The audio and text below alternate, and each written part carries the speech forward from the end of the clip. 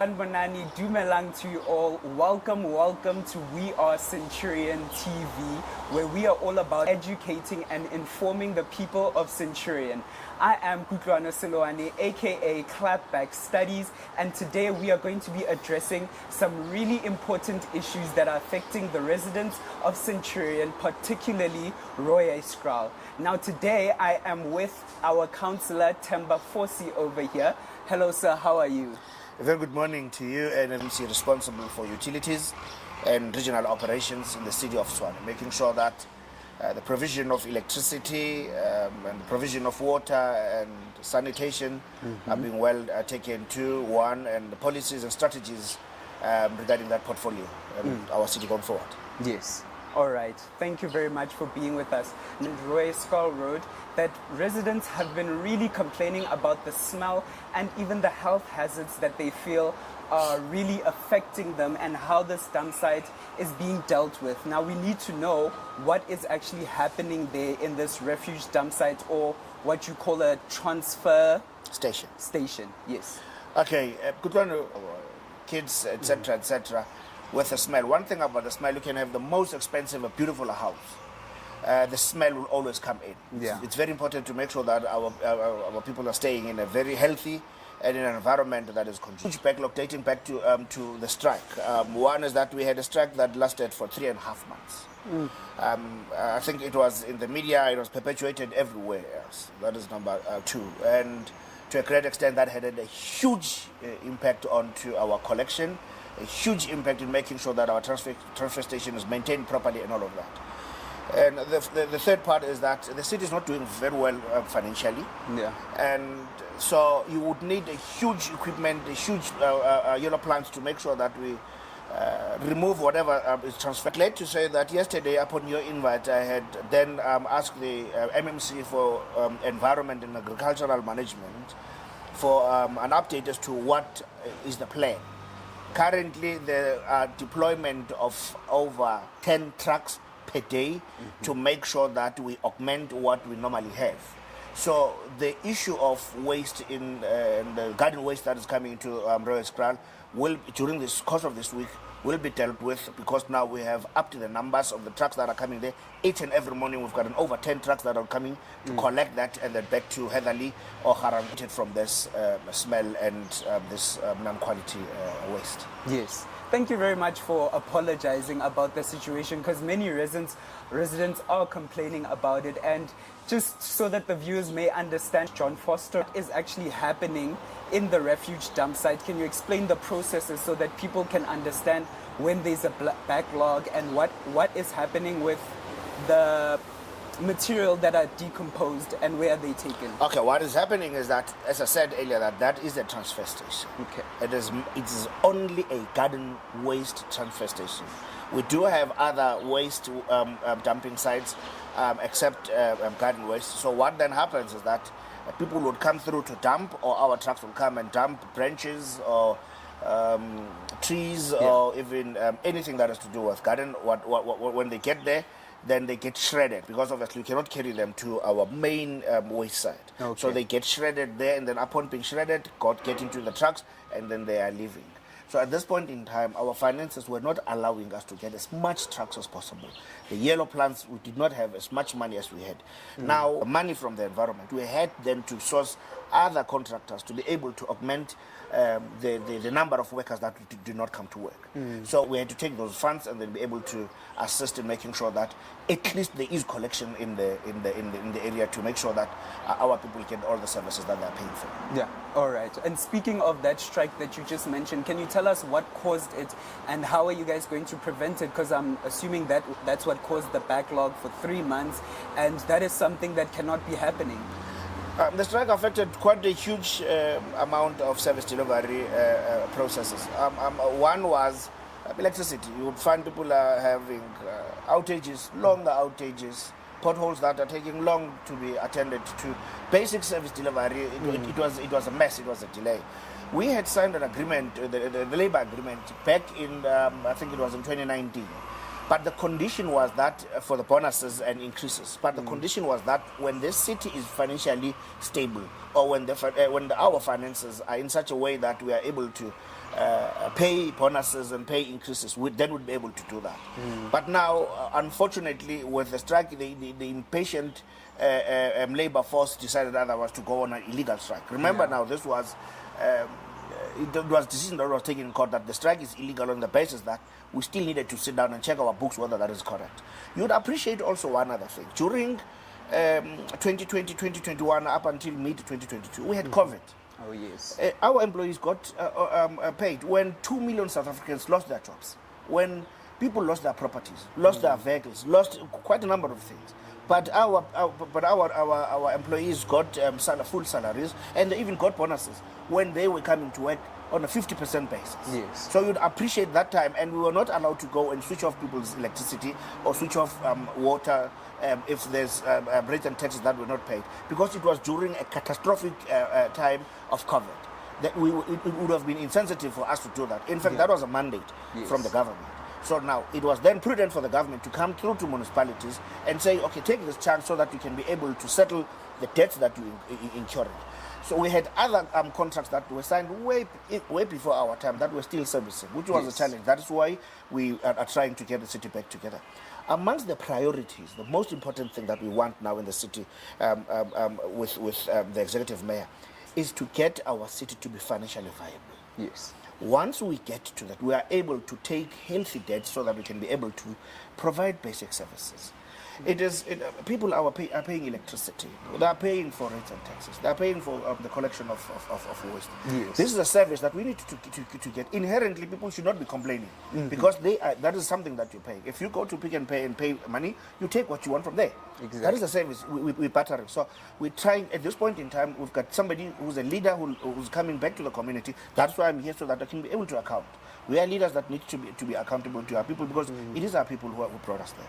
However, there's also a certain element of this.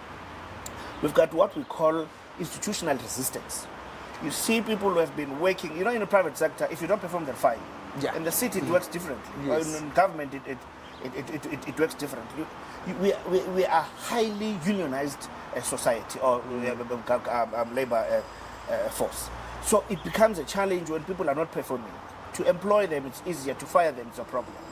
We've got instances where a lot of graft has been happening in the city. And when you come across somebody else who wants them to deliver services, you want to push, it becomes a problem because there's resistance to that. Yes. So, but at this point in time, we've got somebody else who's pushing, and we're trying our level best to make sure that we're getting back our city. Illegal connections, it's one of the other things that we're trying to do. People are not paying their bills. I mean, if we've got cross-subsidization. In the richer areas, they subsidize those in the poor areas, and there's a certain amount of services that we deliver to poor people. But it doesn't exonerate those that are not paying. They need to pay services so that we can be able to make sure that we take our city forward. Yes. No, thank you very much for that. Now, can you then tell us what is the plan in place to ensure that this backlog of them not being able to transfer those things and them just staying there and the smell affecting residents, what is the plan in place to ensure that can stop now? There's an investment of about 30 million that we set onto the adjustment budget to make sure that we then augment what we currently have. It is not enough, but I can promise residents that in the coming week, a lot will happen. There would be movement. They would be able to deploy quite a number of trucks, quite a number of machinery to make sure that the shredding process is happening. And we're also looking at ways, because it is not only money. We can also check on how we can able to assist in making sure that we make the transfer station be a 24-hour service, so that it can be much more quicker to take out all the junk to our main waste dumping sites. Okay, now that is really good. I think the 24-hour idea is really good, so that the processes can go quicker. But is that not going to affect residents in terms of sounds and stuff? Not necessarily. At this point in time, you'd appreciate we are in a crisis. When we are in a crisis, we have to do anything at all costs to make sure that we alleviate the smell. Because it's even worse if we've got kids who cannot take this. I mean, really, it's uncalled for. Yes. Definitely uncalled for. We need to get this rolling as soon as possible. Yes, I appreciate the urgency, and I'm sure the viewers will also appreciate that very much. Now, can you then give us a timeline as to how long is this going to take, so that we can also keep you as the council accountable to know that, okay, it's been 2 months now and now we are still not seeing anything? Look, the in-depth and the technical expertise lies in the Environment and Agricultural Management Department. Remember, as I said, that I'm the MMC for utilities. Yes. I know my programs. That is, as I said, that I've extended the invite to the MMC and the group head who's responsible for waste, so that they can be able to come and explain to our residents what would be their long-term plan. Because solving now the problem of the smell is one thing. That would be a temporary solution. Yeah. What would assist us is having a long-term solution. Make sure that in cases where we have a strike, how do we solve the problem? In cases where we've got floods, how do we solve the problem? That would reside with that. But I'm sure the viewers are interested in knowing that the temp measures are that with 8 trucks per day are deployed there, and they will have machinery, shredding machinery, double the machinery, so that to assist in making sure that we take out all the garden waste that is there to our proper Heatherly, Garangua and other areas where we dispose them off. Yes. All right. No, thank you very much for that. That must assure the viewers now to know that now that everything is on double, everything should be working more efficiently. Now, can you please give us your final remarks to the viewers, informing them about your plans as the council and the city of Tshwane, so that you can inform them about things that they can expect and what you guys are doing to just better their lives? First, on waste, let me encourage residents that we should desist from disposing waste anywhere, in the corners and all of that. This is our city, we need to take care of. Yeah. This is our space. So it's very, very much important to make sure that we take care of our space. In a holistic approach, yesterday we've just passed a report for taking this expression of interest to our massive power stations, where the city is working hard in making sure that we are getting a little bit less reliant on ESCOM, so that we can be able to generate our own power. That is a massive project, and that is a very exciting project. The second part is that we understand that residents currently, at this point in time, street lights are not functioning. We want to partner with business, private sector, etc., to be able to see how can we be able to partner.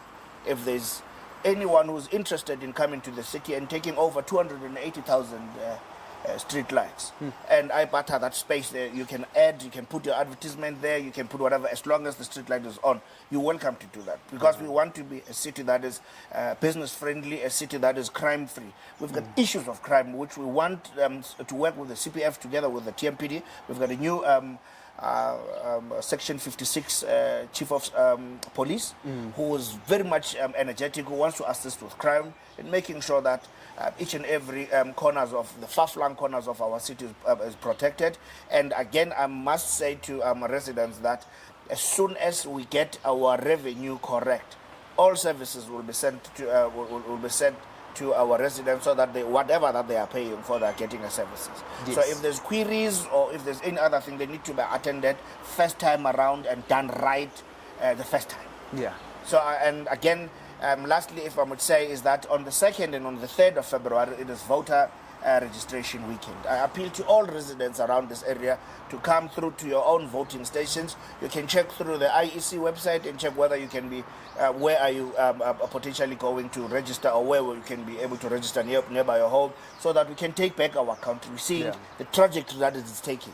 We need leaders who are hands-on. We need community that is hands-on, that will give us, whoever political party of their choice, a mandate to go and lead.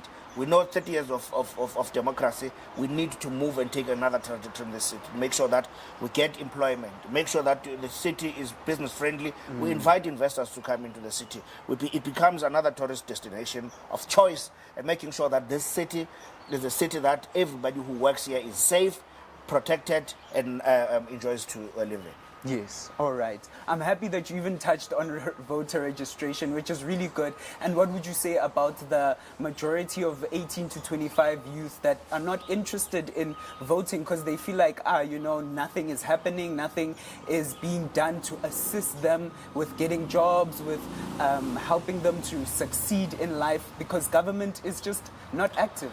Good one, look, they might not be interested in politics, but politics is interested in them. As my leader would say, it comes as a form of load shedding. It comes as a form of crime. It comes as a form of unemployment. It comes in many forms. You might not be interested in politics, but definitely politics is interested in you. I'm appealing to all youngsters to come through and register and vote, because you cannot complain if you did not vote. Yeah. You could not. You can't say, why are we doing this when you have not given anyone a mandate? Let all the youngsters, especially those that are dating back to 1994, you take what was happening in 1994 compared to what is happening now. Then you make a decision and say which political party you want to vote for. You can compare. You can check. First thing, you can go 10 best municipalities run in the country. You see which political party is running there. Then you make a decision on that. Yeah. You check whichever province that is running, the most successful province in this city, in this country. Then you vote on the basis on that. If I go to a shop, I get a service, and I get maybe a service that is not a good service. If I go, inherently I'm going to move to another shop. If I buy a Toyota, if a Toyota doesn't work for me, I'm going to buy something else. So we don't want emotional voters. We need people who can be able to think straight and make sure how you are voting. But obviously you have to compare exactly apples for apples. Then you'll be able to make a decision. Yes. 100%. All right. No, thank you very much. Now I want to know, is there any questions from the viewers on the live stream? Okay. All right.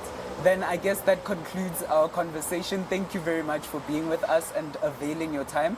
I believe that it's really important that the leaders do come down so that they can speak to the people and inform them on issues that are particularly concerning them. And I hope you will also extend this invite to the MMC of Agriculture and Environment so that they can come and speak more about the situations in and around Centurion. 100% good one. Thank you very much for hosting me. And I will also extend the invite to the executive mayor of the city of Tshwane, Councillor Celia Brink, to come here and see how nice and enjoy your coffee and be able to come and talk to our residents. And it's much more nice to have a leader that is on the ground, that knows, that's got the pulse of what is happening in the city. And it's far worse. This is our constituency. We can be able to tap in any other language. You can speak English, you can speak Afrikaans, and whichever. So I think we can be able to take it on that basis. But definitely I'll invite the MMC for Environment to come through. Yes, all right. Thank you very much. And any final words for the viewers? The viewers, as I said earlier, please, on the 2nd and the 3rd of February, make sure that you go to the nearest voting registration station to make sure you check, to make sure that you register. Parents, please encourage the youngsters. Youngsters, please encourage your friends. Whilst you talk on social media and communicate with your friends, make sure that you share the information of the 2nd and the 3rd of February to make sure that we get a country that is functional. We're taking back our country and make sure that we've got services that are rendered for everybody. We are running a city that works for everyone. Yes. All right. Thank you very much, Councillor. And thank you to you watching over there. Thank you for staying until the end. We do hope that you did enjoy this content and you will subscribe and like this content and even share it to other people that may be interested in what we are talking about. As here at Centurion TV, we are all about making differences differently, right? We want to inspire the community, educate the community, and inform them about things that are important. Now, I hope you guys enjoyed it and come back again, as we will be having more content that is going to help you guys out, and we are going to make Centurion great. Thank you very much.